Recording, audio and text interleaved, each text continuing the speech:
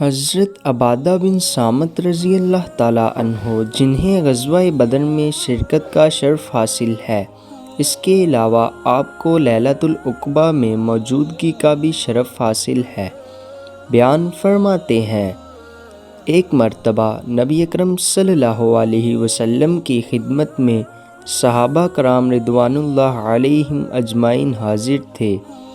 آپ صلی اللہ علیہ وسلم نے انہیں حکم دیا،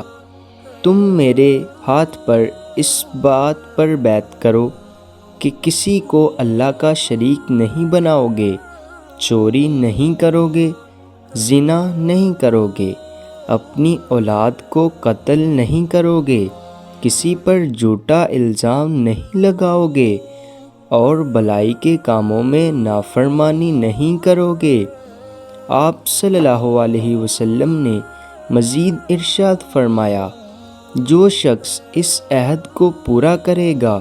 اس کا اجر اللہ تعالیٰ کے ذمے ہوگا،